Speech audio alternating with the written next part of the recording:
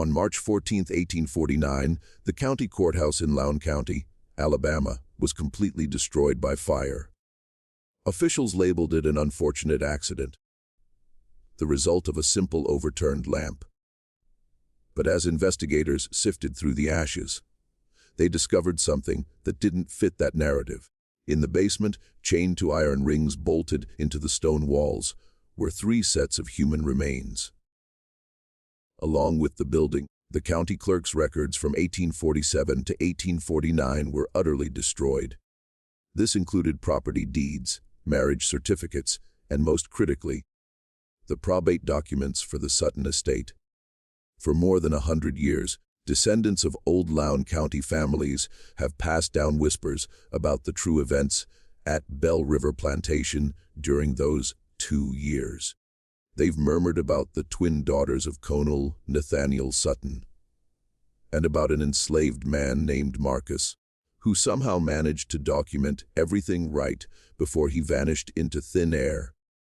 What you are about to hear has been reconstructed from surviving personal letters, medical records found in Mobile, and testimonies given to a Northern Abolitionist society, records that remained sealed away until 1963. But before we go any further with the story of the Sutton sisters and the secrets that consumed their entire community, make sure you're subscribed to Liturgy of Fear and hit that notification bell.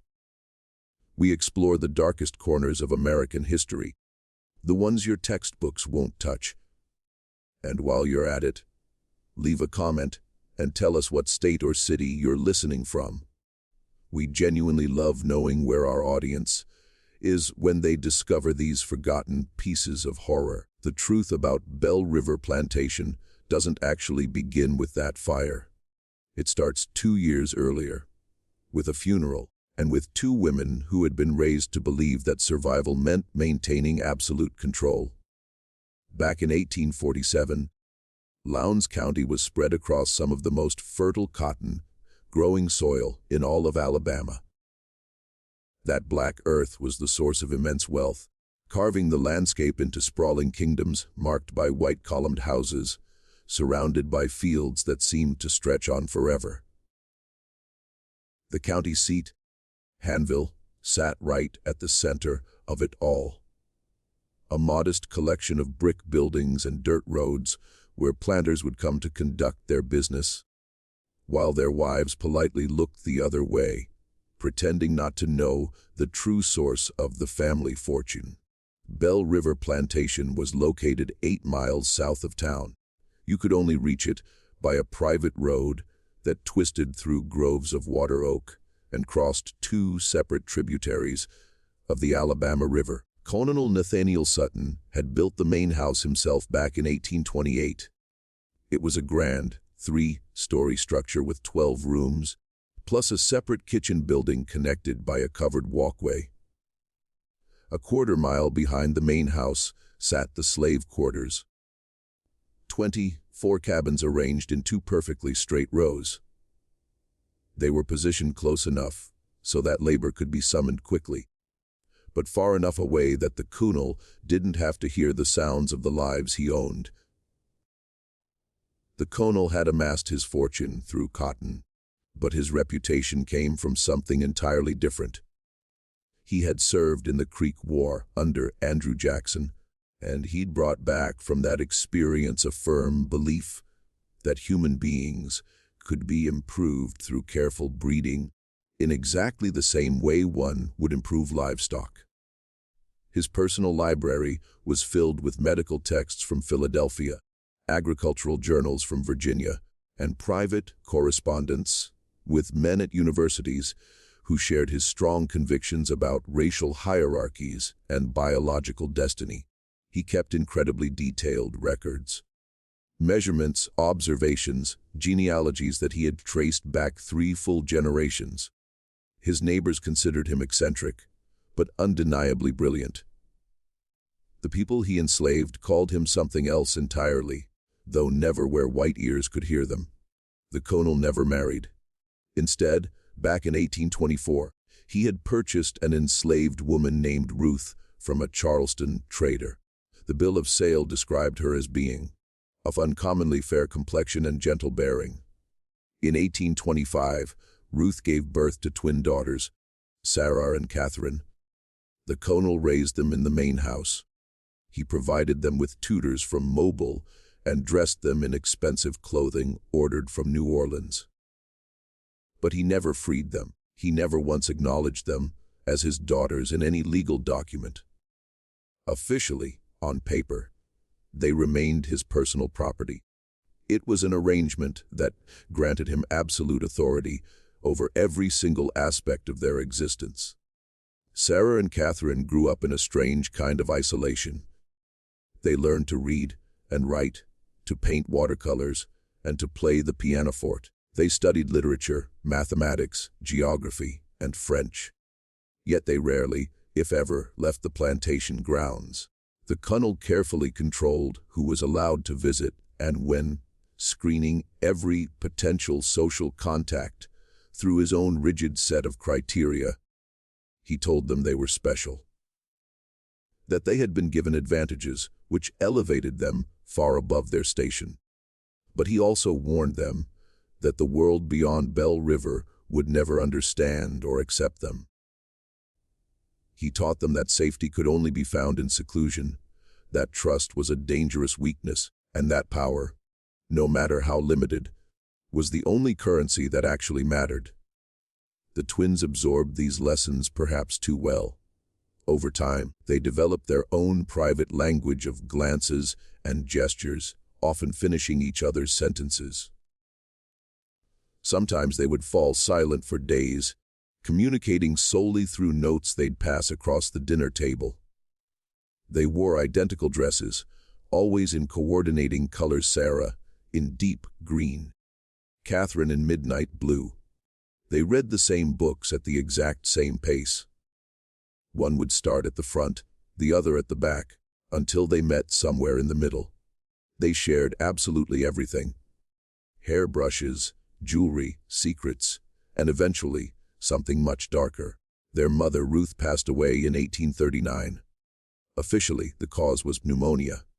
But in the slave quarters, people whispered about bruises they'd seen on her arms and the look of fear in her eyes during her final weeks.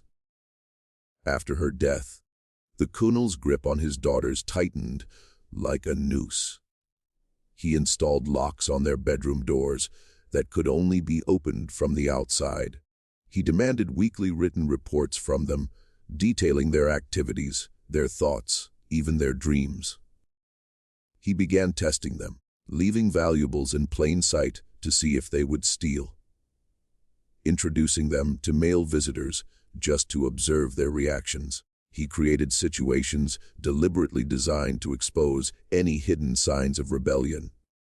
Throughout these years, the plantation itself continued to prosper. By 1847, the colonel owned 63 enslaved people whose labor produced 142 bales of cotton every year. He sold his crop through factors in Mobile and reinvested the profits into more land, more enslaved people, and more books for his ever-expanding library. The enslaved population at Belle River had a very unusual demographic profile. There was a disproportionate number of light-skinned individuals. There were more children than the birth rate should have naturally produced, and there was a deeply disturbing pattern of families being separated and sold away just as the children reached adolescence. The overseer, a man named Jonas Pritchett, had worked at Belle River for 15 years. He lived in a small cottage near the slave quarters and carried out the colonel's orders with cold, mechanical precision. Pritchett kept his own records, punishment logs, work assignments, dietary restrictions for the enslaved people the colonel had singled out for his breeding program. These notebooks, written in Pritchett's cramped handwriting, documented atrocities with the same casual tone as a farming report. Which women were forced into which cabins? Which children were fathered by which men? Which pregnancies were terminated, and by what methods? Back in the main house, Sarah and Catherine understood far more than their father ever realized. They read his private journals when he traveled to Mobile on business. They listened at doors and gathered fragments of conversations between Pritchett and the Colonel. They knew what happened down in the quarters after dark. They knew which of the enslaved people were actually their own half-siblings. They knew that their father viewed human beings merely as experimental subjects in his personal laboratory of racial theory. And slowly, they learned to hate him with a cold, patient fury. It was a hatred that would have terrified him, if only he had recognized it. The morning of February 3, 1847, arrived with unseasonable warmth. Temperatures climbed into the low 60s even before noon. Colonel Sutton had spent the previous evening in his study, working by lamplight on correspondence with a professor at the Medical College of South Carolina. The household staff noticed nothing unusual when he failed to come down for breakfast. He often worked straight through the night and slept late. It was Pritchett who found him at 10 o'clock. Slumped over in his leather chair, papers scattered across his desk. The Colonel's face had taken on a grayish tinge, and when Pritchett touched his hand to wake him, the skin felt cold and waxy. Dr. Amos Grayfield arrived from Hanville 2 hours later and formally pronounced Colonel Nathaniel Sutton dead. He estimated the time of death as sometime between midnight and dawn. Hard seizure. Dr. Grayfield declared, barely even glancing at the body. The man was 56 years old, worked himself to exhaustion. I warned him about his choleric temperament and excessive mental strain. The heart simply gives out. It's as simple as that. But several details didn't quite fit this tidy diagnosis. The Colonel's dinner tray, which had been brought to the study at 8 o'clock the previous evening, was sitting on a side table with the food barely touched. A cup of coffee, long since gone cold, showed a peculiar residue at the bottom, a fine sediment that glittered faintly in the lamplight. The Colonel's final letter, addressed to his attorney in Mobile, remained unfinished, stopping in mid-sentence. I have made certain arrangements regarding the future of my daughters, which must be executed precisely as stipulated for their own protection and for the preservation of my life's work. Should any person attempt to... The sentence simply ended there, the pen trailing right off the page, as if his hand had suddenly lost all strength. Sarah and Catherine stood together in the hallway, just outside their father's study. They were wearing matching black mourning dresses that they had somehow procured, despite having no possible way to know in advance that he would die. Their faces showed no tears, no evidence of shock or grief. They held hands, fingers tightly interlaced, and watched all the proceedings with identical expressions of watchful, eerie calm. "We really should examine him more thoroughly," suggested Mr. Harold Breenage, a neighboring planter who had arrived to pay his respects. Nathaniel was in perfectly good health just last month when I saw him at the courthouse. This seems rather sudden. The Colonel worked himself straight into the grave. Dr. Grayfield snapped, clearly irritated that his professional judgment was being questioned. "I've seen it 100 times. The body just gives out. Now, if you'll excuse me, I need to speak with the daughters about funeral arrangements." But Dr. Grayfield never actually got that conversation.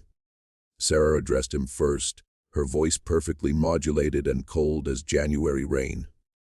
"Dr. Grayfield, we truly appreciate your prompt attendance. The funeral will be held 3 days from now, with burial in the family plot. Mr. Jeremiah Osgood, our father's attorney from Mobile, has been summoned and should arrive by tomorrow evening. Until such time as the will is read and the estate is properly settled, Catherine and I will be managing the plantation affairs. Pritchett will continue on as overseer, but now under our direct supervision. The men in the room exchanged uneasy glances. Women simply did not manage plantations, especially not unmarried women, barely 22 years old. And there was something else in the air, something they couldn't quite put their finger on. A distinct sense that Sarah and Catherine had been waiting for this exact moment, that they had rehearsed these very words and somehow knew precisely how events were going to unfold. "Now, Miss Sarah," Mr. Greenidge began, using the patronizing tone that men typically reserved for women who dared to discuss matters beyond their comprehension. "You can't seriously expect to. Our father educated us specifically for this eventuality." Catherine interrupted smoothly, her voice a perfect mirror of her sister's. "We fully understand crop rotation, market factors, and the management of field labor. We have studied his methods for years. This plantation will continue to operate at its current level of productivity." What the men didn't know, what they couldn't possibly know, was that Sarah and Catherine had been preparing for this day for months. They had studied their father's account books. They had memorized the names and capabilities of every single enslaved person on the property. They had learned which merchants in Hanville could be manipulated and which ones needed to be avoided.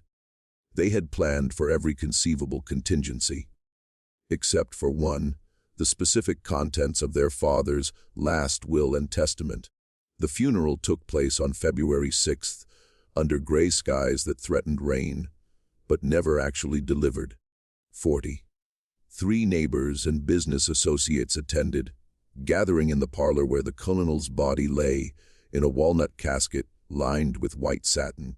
The Reverend Samuel Yates from Hanville's Presbyterian Church delivered a eulogy that praised the colonel's many contributions to Alabama's agricultural prosperity and his deep devotion to advancing scientific knowledge. Not a single enslaved person from Bell River attended the service. Instead, they gathered in the quarters that evening for their own ceremony. It was a mixture of Christian hymns and much older traditions, singing songs that celebrated liberation and the final settling of accounts. They kept their voices low, but the sound still carried across the fields to where Sarah and Catherine sat on the main house veranda. "They think they're free now," Sarah said softly. "They'll learn differently," Catherine replied. Jeremiah Osgood arrived from Mobile the evening after the funeral. He was a portly man of 50 with silver hair and the careful, measured manner of someone who was accustomed to delivering bad news to people who could easily make his life difficult. He carried a leather satchel containing Colonel Sutton's will and several sealed documents marked for the twins' eyes only. The reading took place in the colonel's study, which had now been thoroughly cleaned of any evidence of his final hours. Sarah and Catherine sat together on a settee, their black mourning dresses rustling slightly as they adjusted their positions. Pritchett stood by the door, uninvited but tolerated, his weathered face completely expressionless. Osgood opened his satchel and withdrew a thick document bound with black ribbon. Colonel Sutton revised his will on December 12, 1846, less than 2 months before his death. The provisions are, shall we say, unconventional. The document's opening paragraphs were standard enough. Charitable bequests to the Presbyterian Church. Personal items distributed to various acquaintances. Then Osgood reached the section concerning the plantation and its inhabitants. To my daughters Sarah and Catherine Sutton, I leave the entirety of Bell River Plantation, including all lands, structures, livestock, equipment, and human property, to be held jointly and equally between them. However, this bequest is conditional upon the following stipulations, which must be satisfied within 24 months of my death. Osgood paused, cleared his throat uncomfortably, and continued. First, both daughters must enter into lawful Christian marriage, with men of suitable character and standing, approved by the executor of this estate. Second, both marriages must produce legitimate offspring within the stipulated time frame. Third, the daughters must maintain the plantation at current levels of productivity and demonstrate sound management of its resources. Sarah's hand tightened on Catherine's, their knuckles going white.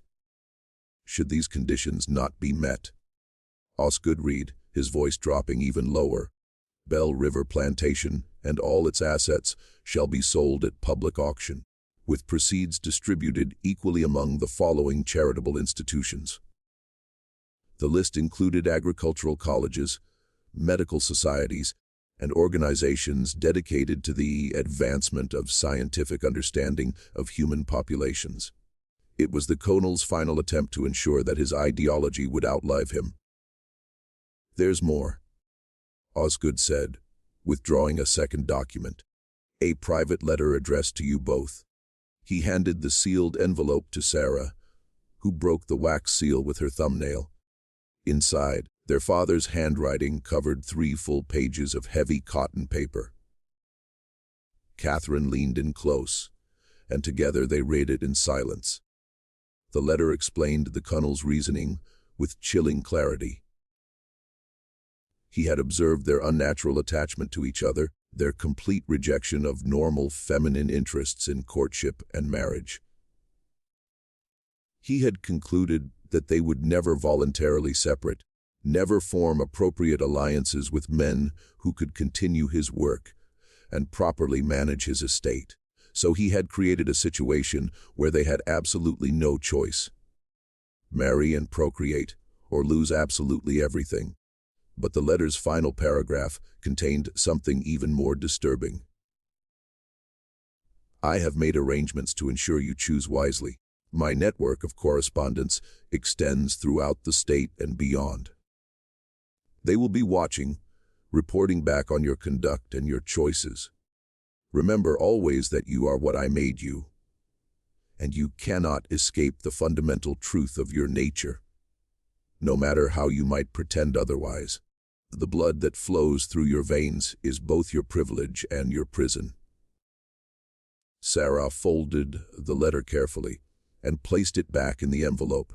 When she looked up at Osgood, her expression betrayed absolutely nothing. "We understand the terms. Who serves as executor?" "I do, along with Mr. Breenidge as co-executor. We're charged with approving any marriage proposals and ensuring the conditions are met." 24 months, Catherine said. "That gives us until February 1849. Correct. I must say, ladies, your father's provisions are highly irregular. Most attorneys would have counseled against." "Our father's mind was entirely his own," Sarah interrupted smoothly. "We will comply with his wishes. Now, if you'll excuse us, we have plantation business to attend to." After Osgood left, promising to return in 6 months to assess their progress, the twins remained alone in the study.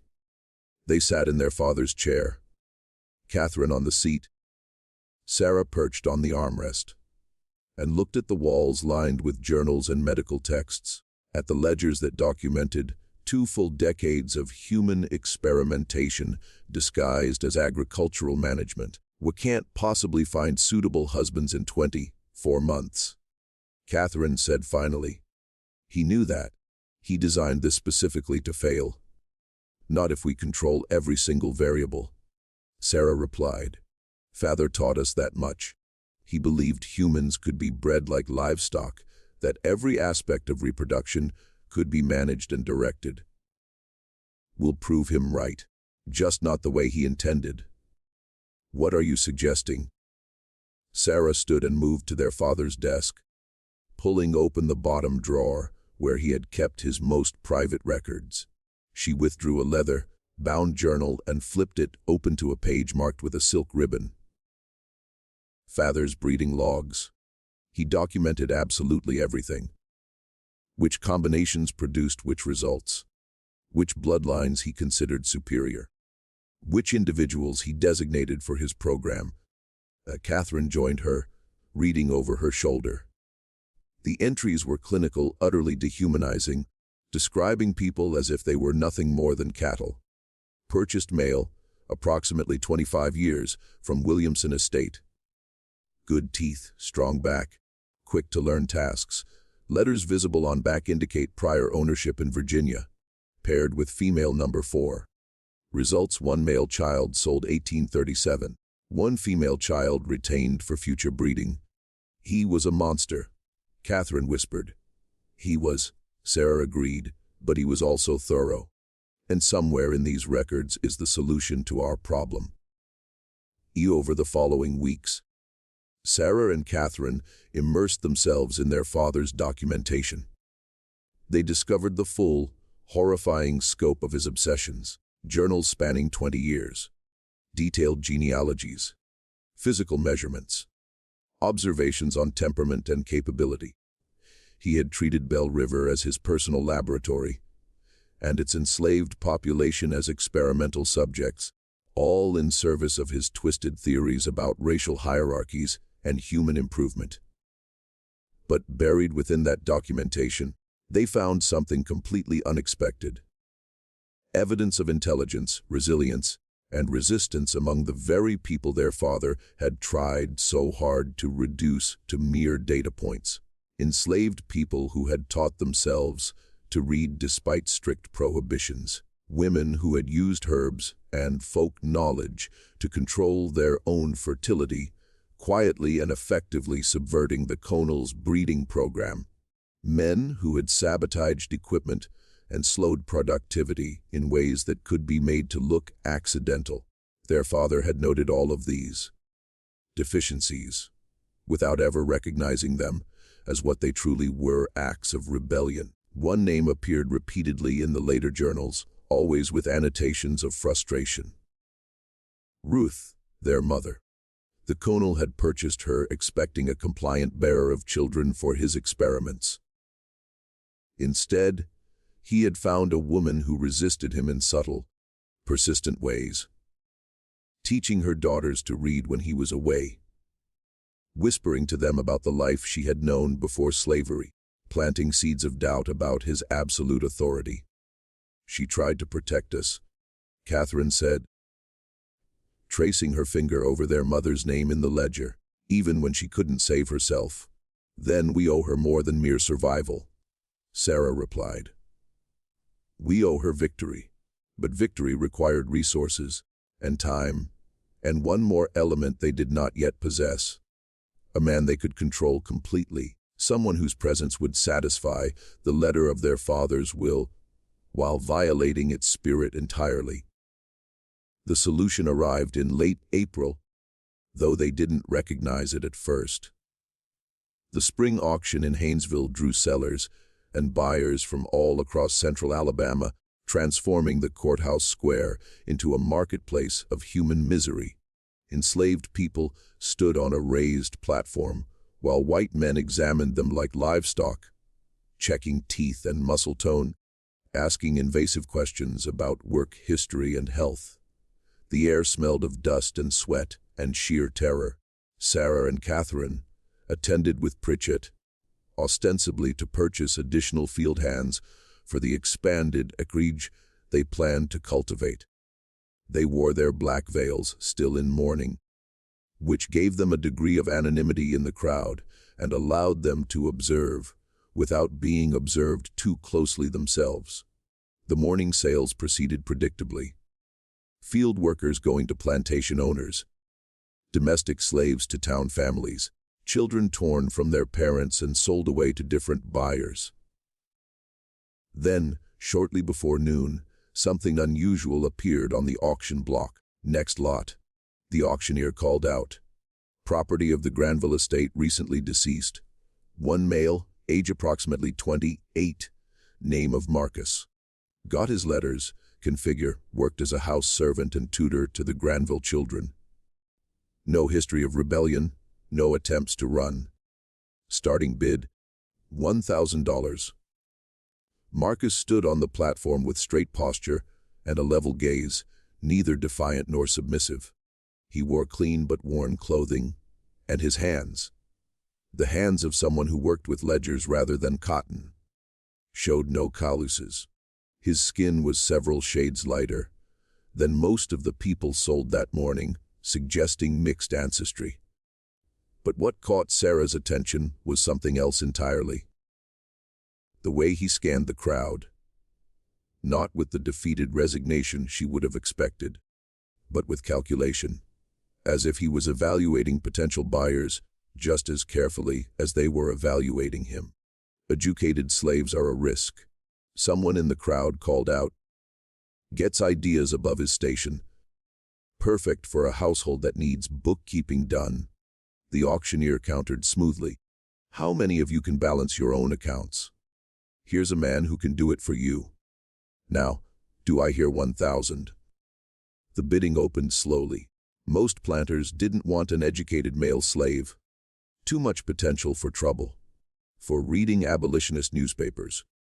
For forging travel passes. But a few town merchants showed some interest, seeing potential value in someone who could manage their stores or handle their correspondence. Sarah leaned close to Pritchett. Bid. Miss Sarah, we don't need bid. Pritchett raised his hand. 1,000. 1,200. Countered a merchant from Montgomery. 1,300. Pritchett called back. The bidding climbed all the way to 1,600. Before the Montgomery merchant finally dropped out, shaking his head at the inflated price for a single male slave, educated or not. Sarah had paid significantly more than market value. It was a fact that would fuel gossip in the weeks ahead. Marcus was delivered to Bell River 3 days later. Walking the 8 miles from Hanville with his few possessions carried in a cloth bag. Pritchett met him at the plantation entrance and led him directly to the main house, where Sarah and Catherine waited in the study. You can read and write, Sarah said. It wasn't a question. Yes, ma'am. Marcus's voice was educated, careful, revealing nothing of what he might actually be thinking.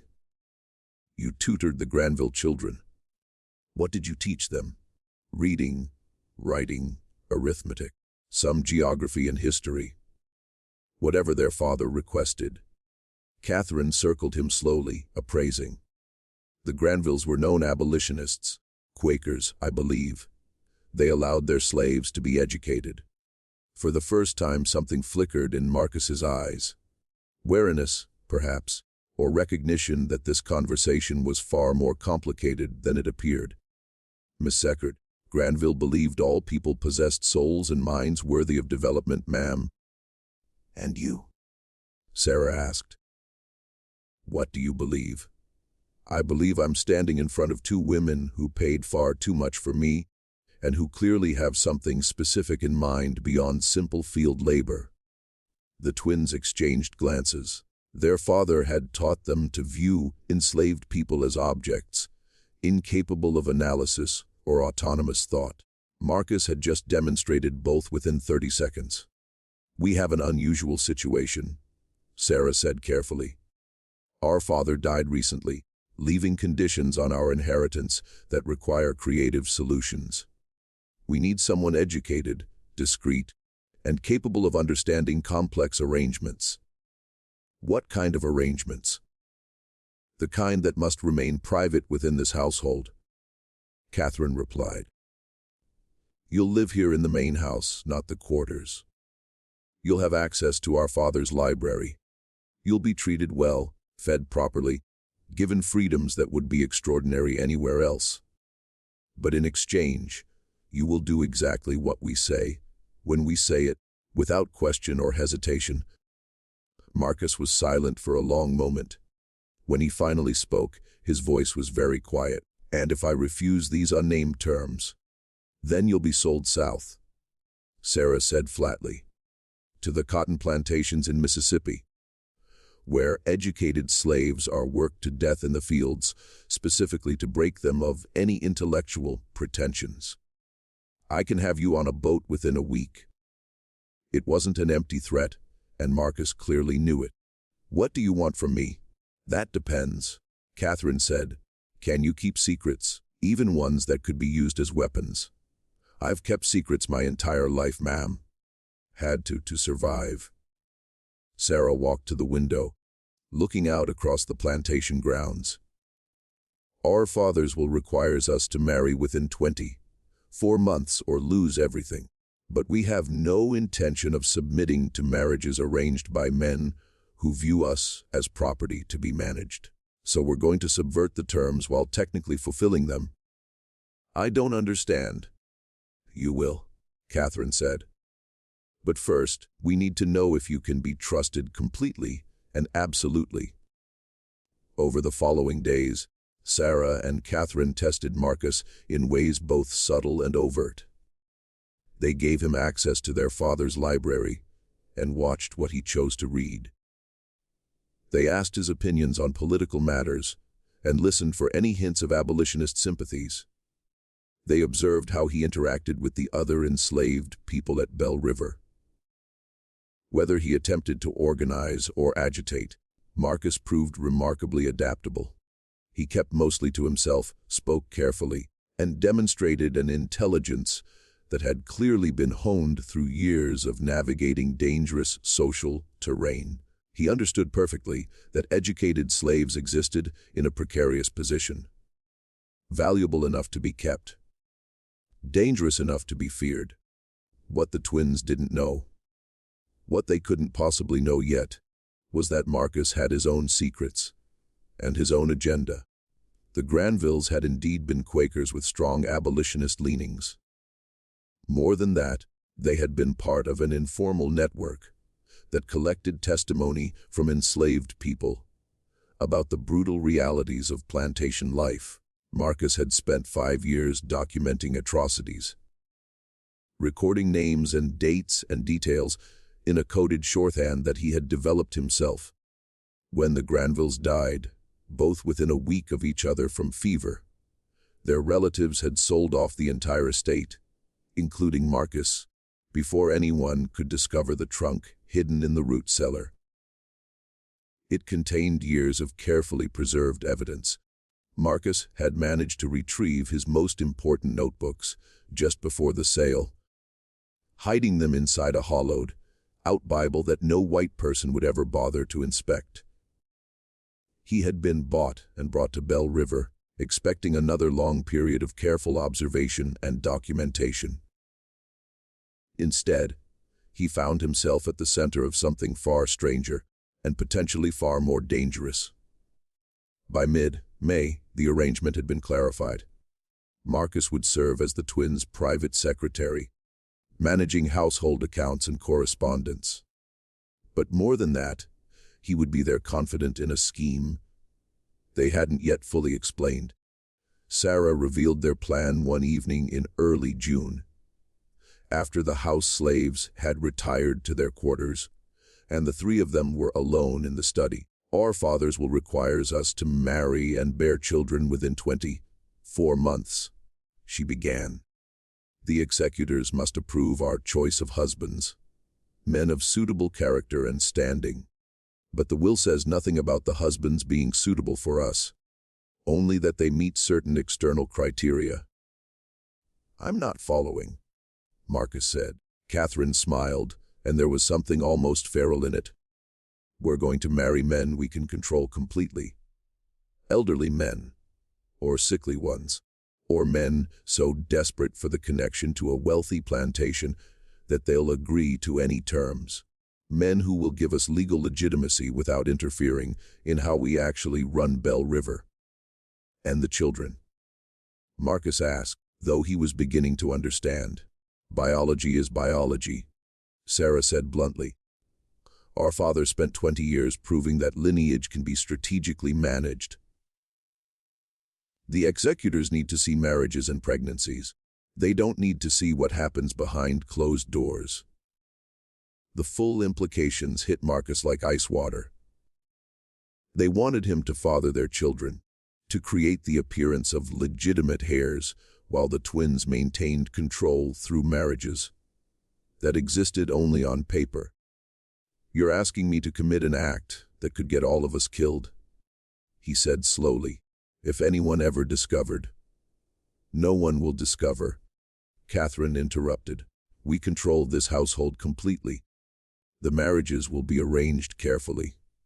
We'll manage every single detail, every possible witness, every piece of evidence. You'll be protected. Protected. Marcus laughed bitterly. I'm a slave. There is no protection for me. If this fails, you'll be ruined socially, perhaps sent away somewhere. I'll be hanged, or burned alive. Which is exactly why you'll be motivated to ensure it doesn't fail, Sarah said. And in exchange, you'll receive something worth the risk. What could possibly be worth? Freedom, Catherine said quietly. Documented legal freedom and enough money to go north and start a completely new life. We'll wait until after the children are born and the estate is secure. Then we'll manumit you, provide funds, and send you away with a cover story that will hold up to scrutiny.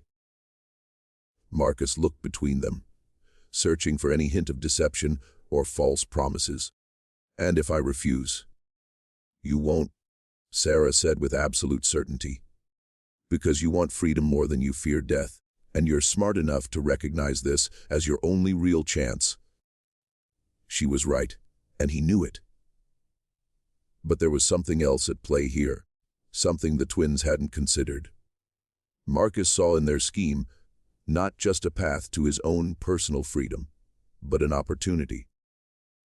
A chance to document and expose the entire system. If he could gather evidence about the Sutton family's secrets, about the Connell's experiments, about the network of planters and overseers who had collaborated in decades of atrocities, he could send that information north. He could strike a blow against the very institution that had stolen his entire life. I'll do it, he said finally. On one condition. You're not in a position to make conditions, Catherine said. I am. If you want my genuine cooperation, rather than my resentful compliance, I want to know everything. Your father's journals, his correspondence, his breeding logs, all of it. If I'm risking my life for this scheme, I deserve to understand the full context. The twins considered this. Giving Marcus unrestricted access to their father's papers was dangerous. But refusing might create exactly the resentful compliance he had mentioned. Agreed, Sarah said. But you'll study them here in this room, under our supervision. Nothing leaves this house. Is that acceptable? What none of them said aloud was that they had each just made a bargain with someone they didn't fully trust.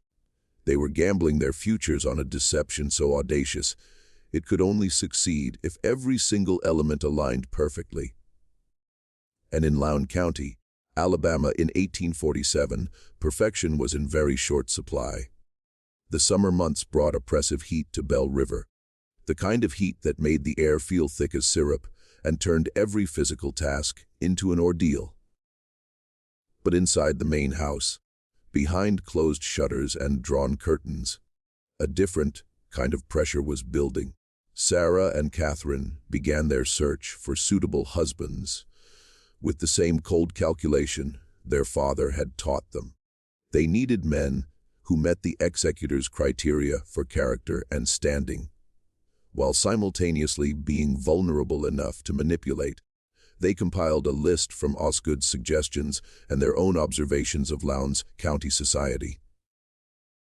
The first candidate was Mr. Edmund Varley, a 68-year-old widower whose cotton operation had struggled ever since his sons moved west to seek opportunities in Texas. Varley had been a friend of the Connells and expressed immediate interest when approached about a potential match with one of the twins. A beautiful opportunity, he declared during his first visit to Bell River in July, his watery eyes roaming over Catherine with an expression that made her skin crawl. Union of two fine properties. Continuation of your father's legacy. I'd be honored to guide you through the complexities of plantation management. Catherine smiled and said nothing. After Varley left, she scrubbed her hands raw in the wash basin, as if she could somehow remove the memory of his palm on her arm during the tour of the grounds. "He'll do," Sarah said clinically. "He's desperate to restore his reputation after last year's failed crop. He'll agree to any prenuptial terms to secure the connection." "I can't," Catherine whispered. "Sarah, I can't let him touch me. He won't. That's the entire point. The marriage is a legal fiction. Marcus fathers the child. Varley gets the credit, and we maintain control." But arranging two such marriages proved more complex than they had anticipated. The executors, particularly Breenage, had strong opinions about what constituted a suitable match. When Sarah suggested she might marry a merchant from Mobile, a man of 42 with moderate success in the cotton trade, Breenage rejected him immediately. "On suitable background," he declared. "Your father intended you to marry into established planter families, not the commercial classes. The man's grandfather was an indentured servant, for God's sake." The twins pushed back, arguing that the will's language didn't specifically require planter families, only men of suitable character and standing. But Breenage held firm, even threatening to petition the courts to clarify the will's intent if they continued pushing inappropriate candidates. "He's trying to force us into marriages that benefit him," Sarah fumed after one particularly contentious meeting. "He has sons, you realize. He's probably angling to marry one of us off to his own family." While the marriage negotiations dragged on, Marcus immersed himself in Colonel Sutton's papers. What he found there exceeded his very worst expectations. The Colonel's breeding program had operated for 2 full decades with systematic brutality. He had forced specific pairings. He had sold away children who didn't meet his criteria. He had separated families with no consideration for human bonds whatsoever. And he had documented everything in clinical language that systematically dehumanized people into mere data points. Female number 7 shows resistance to breeding assignments. Recommend increased discipline and isolation to induce compliance. But the journals also contained something else. Evidence of a network. The Colonel hadn't worked in isolation. He corresponded regularly with other planters, with medical professionals, with academics at Southern universities. They exchanged research findings, compared methodologies, and discussed ways to advance their shared theories about racial hierarchies and human improvement. Marcus began making careful copies of the most damning entries, using paper Sarah had provided for household accounts and writing late at night after the twins had retired. He developed a system for hiding his copied pages inside a hollowed-out section of his mattress, slowly building a secret archive that would eventually travel north.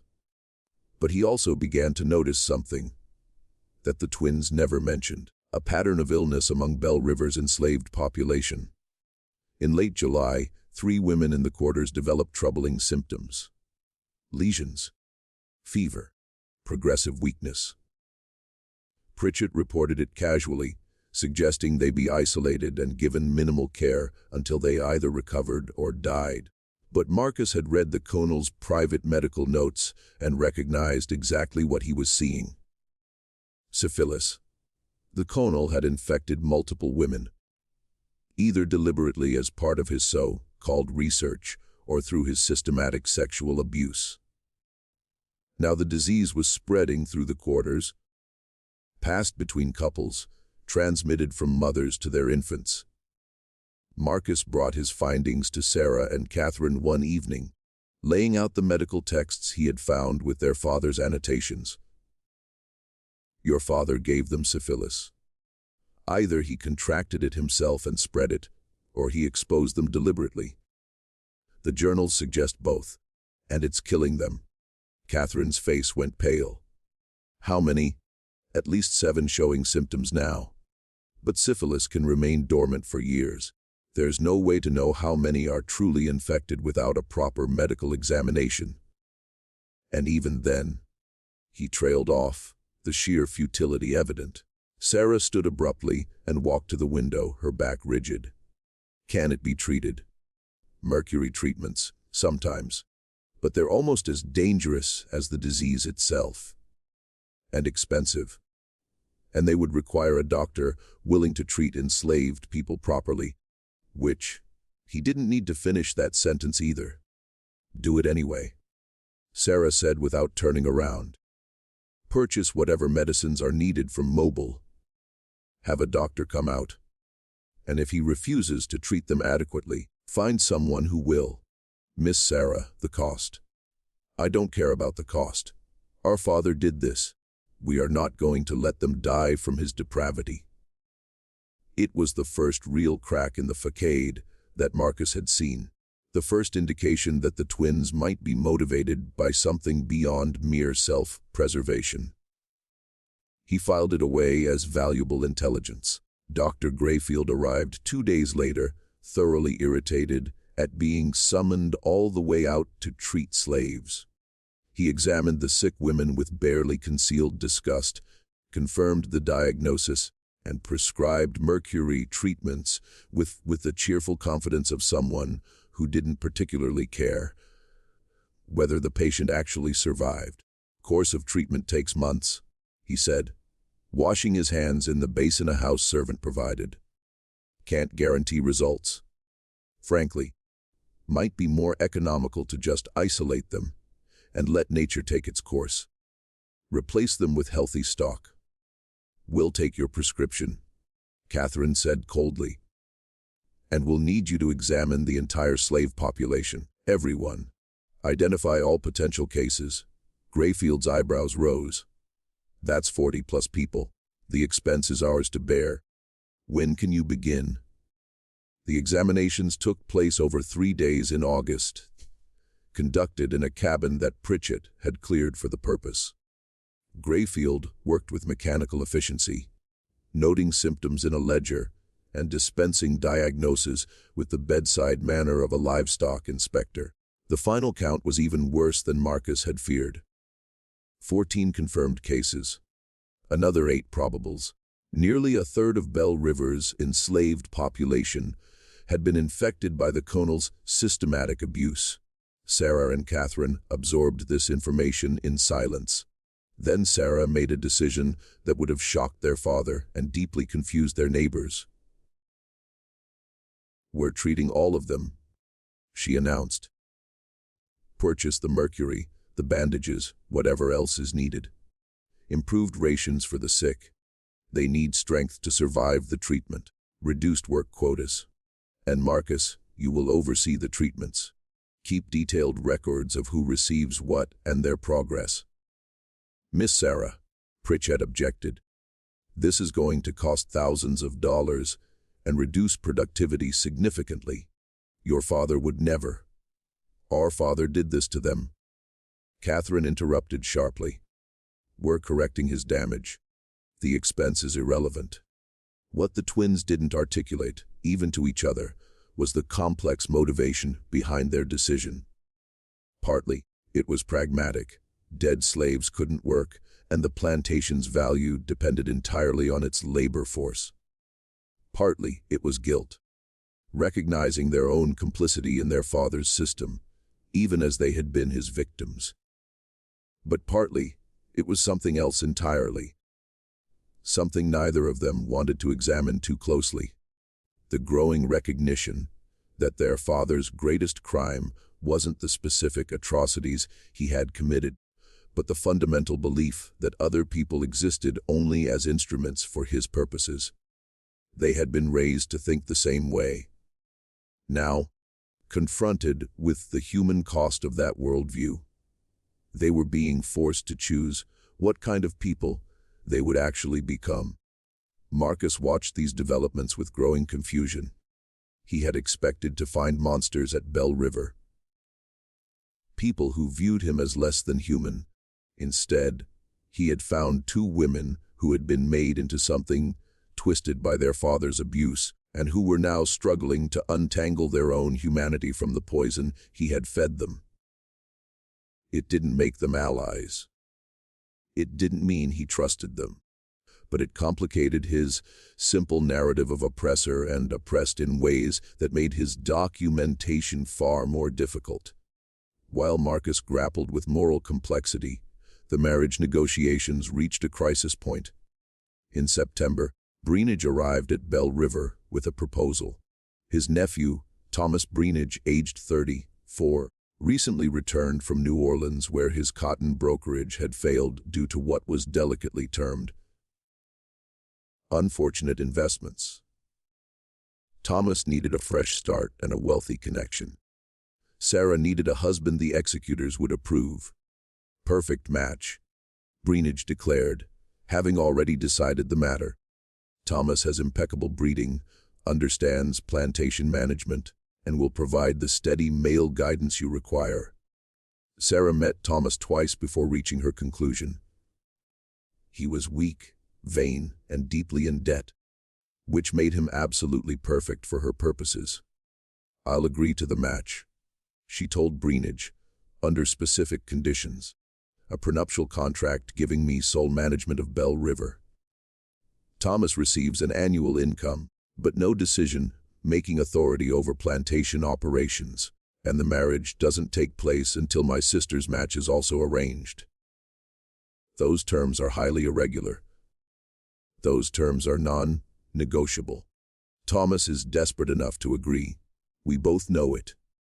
Breenage sputtered, but couldn't argue with the assessment. Thomas did agree, signing a prenuptial contract that essentially made him a paid figurehead in exchange for respectability and freedom from his creditors. Catherine's match proved more difficult. Edmund Varley had grown impatient and shifted his attention to a widow in Montgomery. The executors rejected 3 other candidates for various reasons. Time was running short. They had until February 1849, and it was already October 1847. Then Catherine made a suggestion that changed everything. "What if I don't marry at all?" Sarah looked up from the ledgers they had been reviewing. "The will requires both of us. The will requires both of us to marry within 24 months. It says nothing about remaining married. I could marry, become pregnant, and then accidents happen, especially to sickly husbands." The room fell silent. Marcus, sitting at the desk where he had been copying correspondence, felt ice water run down his spine.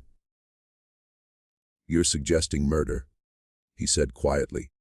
"I'm suggesting we fulfill the letter of father's will through whatever means necessary." Catherine replied. "He never specified the husbands had to survive." "Catherine," Sarah began, "don't pretend you haven't thought about it. Thomas Breenage is going to be a problem. He's weak, but he's not stupid. Once you're married, he'll try to assert authority. Pregnancy or not, men like that always do. They can't help themselves." Sarah didn't argue, which was answer enough. Marcus understood in that moment that he had badly miscalculated. He had thought the twins were victims of their circumstances, trapped women trying to escape their father's control through desperate means. But they were their father's daughters in ways that went deeper than blood. They had learned to view people as obstacles to be managed or removed. "If you're planning to kill anyone," he said carefully, "I want no part of it. That's not what I agreed to." "You agreed to do what we say," Catherine reminded him. "And you'll keep doing it, because the alternative is being sold south, remember. Then sell me south. I won't be party to murder." The twins exchanged glances. Sarah spoke first, her voice softer. "Catherine's talking theoretically. We're not planning to kill anyone. But she's right that we need to consider all possibilities. This situation is more complicated than we anticipated." Marcus didn't believe her, but he also recognized he had no good options. If he refused to cooperate, they could indeed sell him away, and his documentation would be lost. If he reported their plans to the authorities, he would be dismissed, a slave's word against white women's, and likely executed for daring to make such accusations. So he did what enslaved people had always done. He nodded, agreed, and began planning how to protect himself when the inevitable violence finally came. November brought the first frost and a new development. Sarah's wedding to Thomas Breenidge was scheduled for December 15th. The ceremony would take place at Bell River, with Reverend Yates officiating. Catherine would serve as maid of honor. The executors would attend to witness the fulfillment of the first condition. But behind the wedding preparations, darker plans were taking shape. Sarah and Marcus began their physical relationship in early November. Clinical encounters that took place in the locked study after Catherine had retired. Sarah approached it with the same cold efficiency she applied to plantation management. This was reproduction, not intimacy, a biological function necessary to achieve a specific goal. Marcus found it profoundly disturbing, not because of the racial taboo they were violating, though that danger hovered over every encounter, but because of the sheer emotional emptiness of it. The way Sarah could separate physical acts from human connection so completely. "My father did this to dozens of women," she said one night afterward, as they lay apart on the study floor. "Forced them into exactly this situation.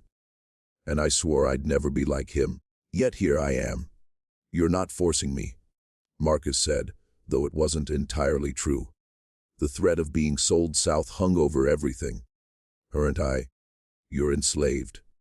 By definition, you can't consent.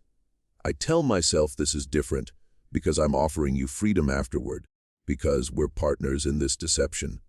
But we're not partners. I own you. There's no consent possible in that dynamic." It was the most honest thing she had ever said to him, and it made everything worse because it meant she understood exactly what she was doing and did it anyway.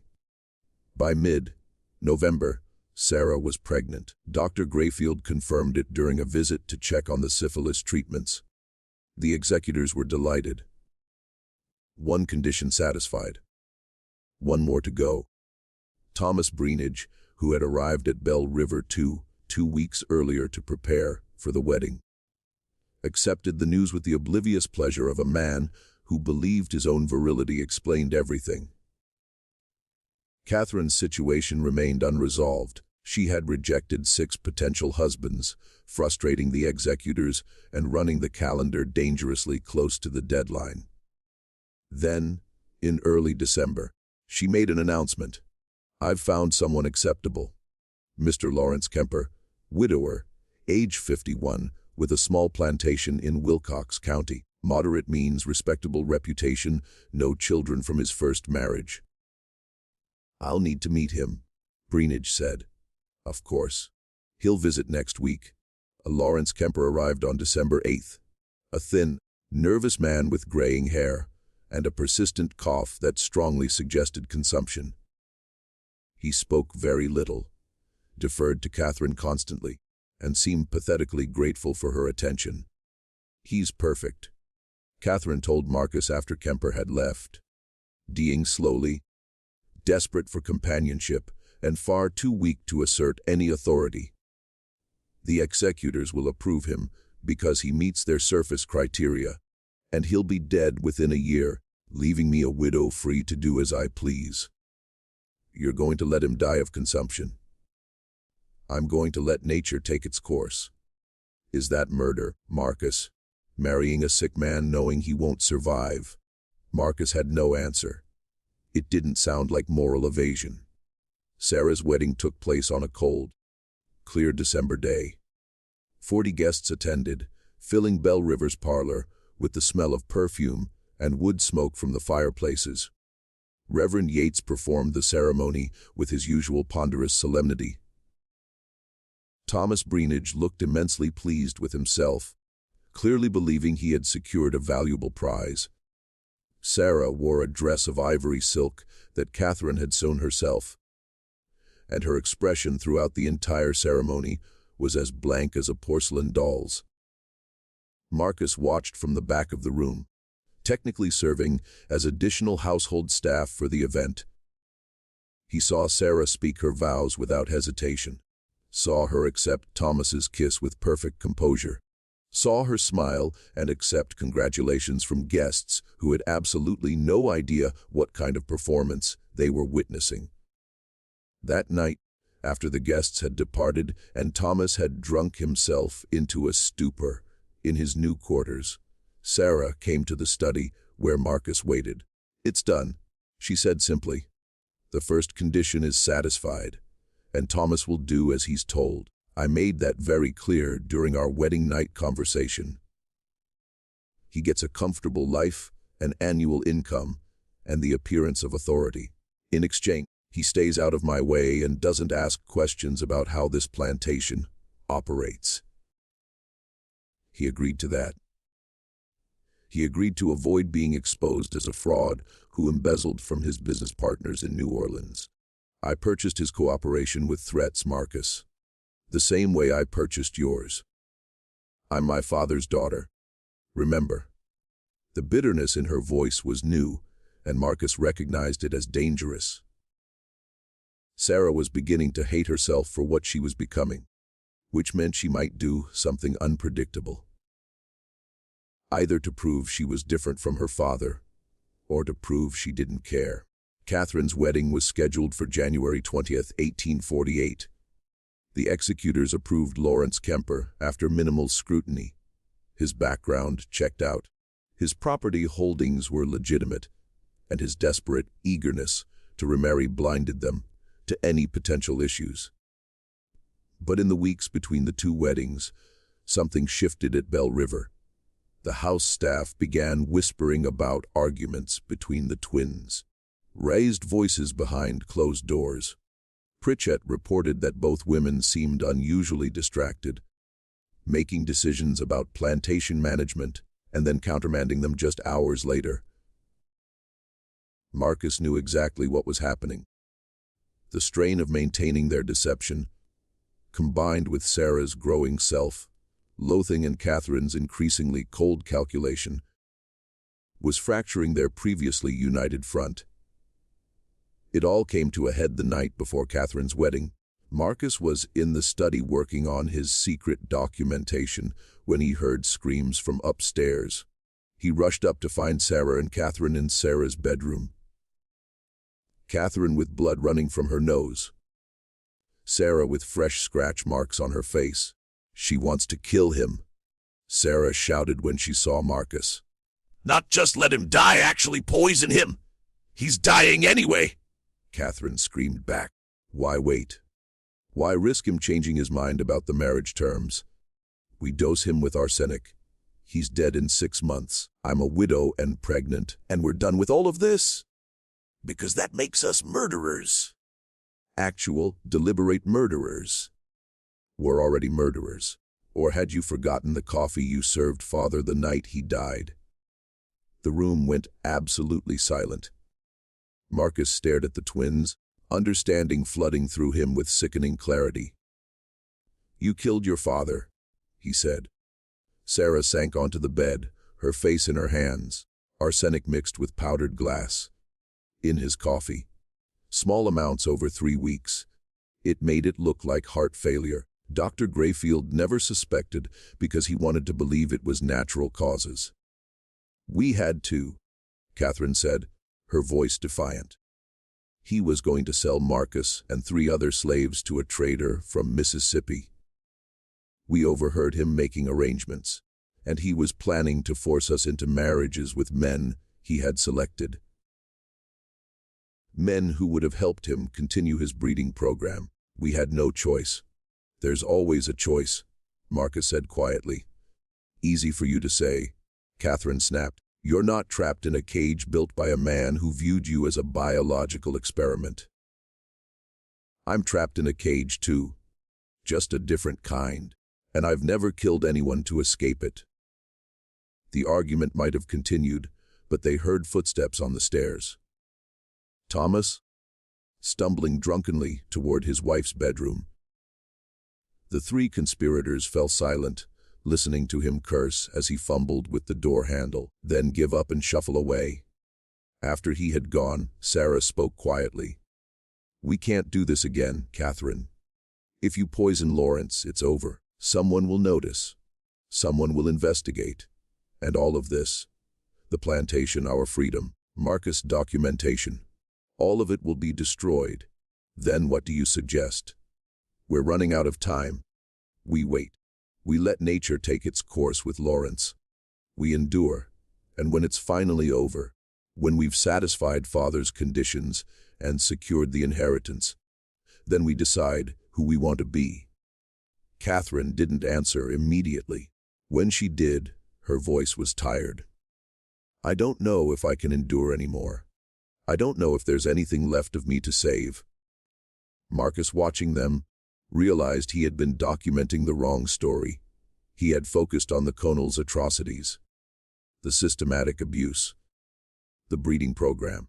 But the real horror of Bell River wasn't what had been done to the enslaved people, though that was horror enough.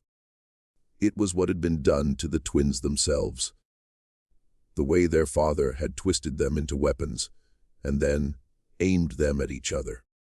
They were victims and perpetrators simultaneously, trapped in roles they hadn't chosen, but were now performing with increasing desperation. And Marcus was trapped right there with them, his own survival dependent on a scheme that seemed more likely every day to end in catastrophic violence. Catherine's wedding to Lawrence Kemper took place on January 20th, 1848, a smaller affair with only 20 guests. Kemper looked skeletal, his cough worsening in the January cold. He needed Catherine's support, just to walk to the parlor where Reverend Yates waited. The ceremony lasted 12 minutes. When Yates pronounced them married, Kemper attempted to kiss his bride, but was seized by a coughing fit that left blood on his handkerchief. Consumptions got him good. Dr. Grayfield muttered to Breenage, "Give him 6 months, maybe less." Lawrence Kemper moved into Bell River that evening, taking a bedroom far from Catherine's. He seemed pathetically grateful for every small kindness, thanking the servants repeatedly for bringing him water and stoking his fire. Catherine and Marcus began their encounters in early February. Unlike Sarah's bitter honesty, Catherine treated it as another transaction to be completed efficiently. She scheduled specific times and afterward left without conversation. By March, Catherine was pregnant. Lawrence Kemper, confined to his bed by worsening illness, accepted the news with confused pleasure. "Thank God," he wheezed. "You'll have something to remember me by." The executors visited in April to verify both pregnancies. They found everything in order, both twins married, both pregnant, cotton production maintained. Breenage pronounced himself satisfied. Meanwhile, Marcus spent his nights documenting everything. He now had evidence of the Conal's breeding program, the syphilis epidemic, the poisoning, and the entire marriage scheme. But he still couldn't figure out how to get the documents north without being caught. In May, a traveling preacher named Jacob Sturgis arrived, claiming to collect missionary donations. During dinner, Sturgis mentioned spending time in Philadelphia. Marcus caught the emphasis. A known abolitionist center. He made a small hand gesture, a sign used by Underground Railroad operatives. Sturgis paused mid-sentence, his eyes flickering to Marcus for just a moment, then continued without missing a beat. Later, Marcus approached him near the stable. "I have documents. Evidence of crimes. It needs to reach Philadelphia." After careful consideration, Sturgis agreed. Marcus spent 10 days copying his most crucial documentation onto thin paper, writing in a microscopic hand. He documented the Conal's experiments, the forced breeding, the syphilis epidemic, the poisoning, and his own role in the twins' scheme. He enlisted Isaiah, a trusted field worker, to deliver the documents to Sturgis in Selma. 2 weeks later, Isaiah returned, confirming delivery. Marcus felt simultaneously liberated and terrified. The evidence now existed beyond the twins' control. But if it was ever discovered, he was a dead man. Summer brought mounting tension. Sarah's pregnancy advanced normally, though she grew increasingly withdrawn. Thomas Breenidge took to drinking heavily. Lawrence Kemper lingered in his sick room, attended by patient servants. Then Sarah began visiting Lawrence, bringing him books. He had been a teacher once, he explained. Before inheriting a plantation, he had never learned to manage properly. "I'm just a schoolteacher who wanted to read books," he said weakly. "Is that so terrible?" Sarah had no answer. On August 17, 1848, Lawrence Kemper died in his sleep from consumption. He was buried 3 days later, his brief presence memorialized with a simple headstone. Lawrence Kemper, 1797–1848. He found peace at the end. Catherine was now a pregnant widow. The will's conditions had been fulfilled, but something changed in her after Lawrence's death. Guilt, perhaps, even though she hadn't actively killed him. In mid-September, a woman appeared claiming to be the Connell's half-sister, threatening lawsuits if not given a settlement. The twins knew she was a fraud, but before they could act, she approached Pritchett with a bribery offer. Pritchett reported it immediately. Armed with this evidence, the twins confronted the fraud and her lawyer in Hanville. The meeting was brief and brutal. They left Alabama within 24 hours, but the incident revealed their vulnerability. Until the babies were born, they remained targets. In late October, everything nearly unraveled. Thomas Breenidge, drunk after winning at cards, mentioned that Sarah had been pregnant within weeks of their marriage. Surprisingly quick timing. Word spread through Lown County within days. The scandal hit Bell River like a thunderstorm. Breenidge arrived demanding explanations. Sarah made a decision. She stood before prominent neighbors, 7 months pregnant, and delivered a calculated confession. "I was violated," she said steadily, "before our marriage. Thomas and I were intimate. I became pregnant. Rather than cancel the marriage and face ruin, we proceeded with the ceremony. It was wrong. It was sinful. But it doesn't invalidate our father's will." The men exchanged uncomfortable glances.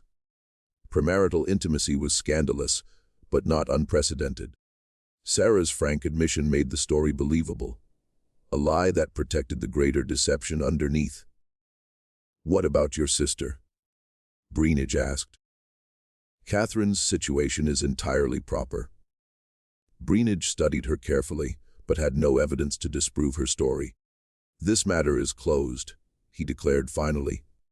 "The will's conditions have been met."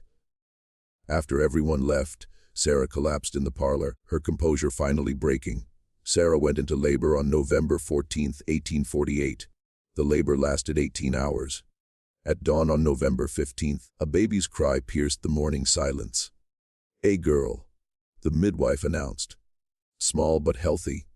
Sarah lay exhausted against the pillows, her daughter wrapped in blankets beside her. The baby had dark hair and ambiguous features. Useful in a house built on lies. "She's free," Sarah whispered. "That's all that matters." Catherine delivered on December 7th after 12 difficult hours. The umbilical cord was wrapped around the baby's neck. The midwife worked with calm efficiency until a weak cry finally confirmed survival. "Another girl," she said. "She's a fighter." Catherine looked at her daughter. Darker than Sarah's child, with features that would require careful explanation. "I'm calling her Ruth, after our mother. And mine will be Abigail," Sarah said through tears. "After the grandmother we never knew." The names honored women their father had erased. They were the first decisions the twins had made that weren't calculated for advantage. Simply mothers naming their daughters. The executors visited on December 20th to verify both births and finalize the estate transfer. Breenidge examined the babies clinically, noted their existence, and pronounced the will's conditions fully satisfied. Bell River Plantation is hereby transferred to Sarah Breenage and Catherine Kemper. The estate is officially closed. After he left, Sarah felt nothing. No triumph, no relief, just exhaustion. They had won, but the cost had been enormous. Marcus entered carrying Abigail. She wants her mother. As Sarah took her daughter, she made a decision. We're keeping our promise. Your manumission papers will be filed next week. Funds sufficient to reach Philadelphia and establish yourself there. Marcus had been expecting delays. The directness caught him off guard. Just like that. When made an agreement, I'm honoring it. And the documents I sent north. Sarah's eyes narrowed. I know about those. Pritchett intercepts all correspondence. I know what was in them. Everything about Father's programs. The poisoning. Our arrangement. Then why didn't you? Because you were right to document it. Someone needs to tell the truth. Maybe your testimony will reach people who can actually change things. Catherine appeared with Ruth. We're not stopping you, but we're asking for 6 months. Stay until June. Help stabilize operations. Then leave with our blessing and enough money to start completely fresh. It was masterful manipulation, but it was also honest. 6 months, he agreed. The winter passed in relative peace. The syphilis treatments continued, with several people making full recoveries. The twins settled into motherhood while maintaining efficient plantation operations. Marcus spent his evenings preparing for departure, but found himself strangely reluctant to leave. He had developed attachments to the children he had fathered, and a complicated understanding of the twins themselves. Victims attempting to escape victimhood, trying to be better than they had been raised to be. In March, a letter arrived from Pennsylvania, addressed to Marcus. It was from Jacob Sturgis. The testimony had reached the Pennsylvania Anti-Slavery Society. They were compiling it for a report on Alabama plantations.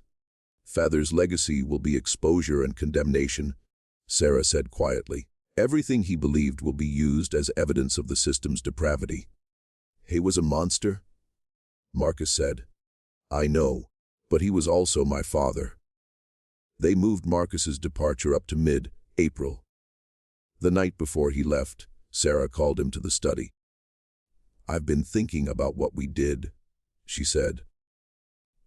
We convinced ourselves we were different from Father, because we offered you freedom, but we weren't different. We just used more sophisticated coercion. I know. And yet you stayed the extra months. Completed the treatments. You fulfilled your bargain, even after you knew I discovered your documentation. Sarah handed him a satchel heavy with gold coins. This is more than we agreed. There are also letters of introduction to merchants who won't question a freed slave with proper papers. Why? Because Abigail and Ruth will ask about their father someday. I want to tell them he was a good man who made difficult choices, who documented truth when others wanted it buried. Catherine appeared with both babies. We're saying goodbye properly, as families should. Marcus held his daughters one last time, memorizing their faces. Be good, he whispered. Be better than all of us. Marcus left Bell River on April 18, 1849. He carried his papers and a daguerreotype Sarah had commissioned secretly. It showed him holding both girls on the back porch. Marcus and his daughters, April 1849. May they all find freedom. He reached Mobile and secured passage north. The ship departed April 23rd. He never returned to Alabama, but his testimony did. The Pennsylvania Anti-Slavery Society published their report in July 1849, detailing plantation conditions and naming Colonel Nathaniel Sutton specifically. It caused outrage in northern states and fury in southern ones. In August, Harold Breenage began asking questions about how Bell River information had reached Pennsylvania. On September 3rd, he arrived with a sheriff and a warrant to search for evidence of abolitionist activity. Marcus was manumitted. Sarah replied calmly, "He left with our blessing. Whatever he did after is his business. He stole property. Your father's journals. My father's journals passed to us. We gave Marcus access as part of his duties. What he did with that access is speculation." The search lasted 3 hours. They found nothing. Catherine had burned everything potentially incriminating weeks earlier. Breenage was forced to leave empty-handed, though his parting words carried a clear threat. "This isn't over. Eventually, someone will find the truth." After he left, Catherine said, "Why need to disappear? It took 6 weeks. They sold Bell River for immediate cash. They manumitted several key people with funds to establish themselves. They sold the remaining population to a Quaker merchant who had promised transport to free states. Thomas received his property and a cash settlement for agreeing never to contest the sale. On October 14, 1849, Sarah and Catherine boarded a ship in Mobile, bound for New Orleans, traveling as widows with infant daughters. But before leaving Alabama, they made one final stop. On October 15th, a fire started in the Hanville courthouse basement. The building burned for 6 hours, collapsing before dawn. 3 bodies were found, identified as vagrants seeking shelter, though no one looked too carefully at why they had been chained in the basement. The investigation concluded an overturned lamp had caused the accidental fire. Most county records from 1847 to 1849 were destroyed. Anyone trying to trace Bell River's history would find only fragments and gaps. Sarah and Catherine reached Wisconsin in December 1849. They purchased a small farm outside Madison, using false identities, presenting themselves as widowed sisters starting over. Their daughters grew up knowing only that their mothers had come from Alabama, had escaped difficult circumstances, and that their father had been a good man who had made great sacrifices. Marcus established himself in Philadelphia as a bookkeeper. He never married, never had other children, never spoke publicly about Alabama, but he continued providing testimony and helped transport escaped slaves until the Civil War began. He kept the daguerreotype hidden, taking it out occasionally just to look at his daughters' faces. In 1863, a Union lieutenant discovered a sealed trunk in Bell River's ruins. It contained journals and breeding logs that confirmed everything in the report and added new horrors.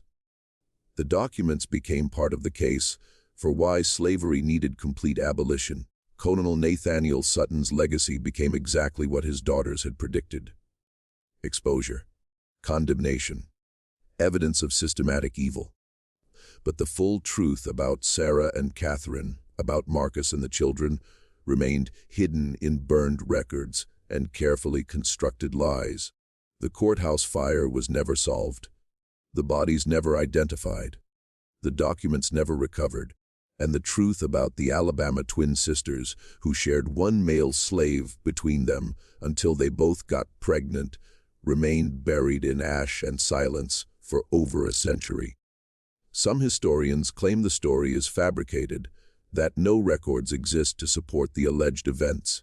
Others point to the Pennsylvania Anti-Slavery Society's report and argue that where there's documentation, there's truth. But perhaps it doesn't matter whether every single detail is verifiable. What matters is what the story reveals about the system that made such events not only possible, but almost inevitable. A system built on treating human beings as property, on using violence and deception as tools of control. The Sutton twins, if they existed, were both victims and perpetrators. Marcus, if he lived, was both collaborator and resistance fighter. The children inherited a legacy of trauma and survival, guilt and resilience. And the rest of us inherit the responsibility to remember, to examine, and to ensure that the conditions that created such horrors never exist again. What do you think of this story? Do you believe everything has been revealed? Or are there still secrets buried in those burned records. Leave your comment below with your thoughts on what really happened at Bell River Plantation. If you enjoyed this tale and want more dark mysteries from forgotten American history, subscribe to Horror Echoes, hit that notification bell, and share this video with someone who appreciates the disturbing truths hidden in our past. The next story might be even more unsettling than this one. Until then, remember that history's darkest chapters are often the ones people tried hardest to erase.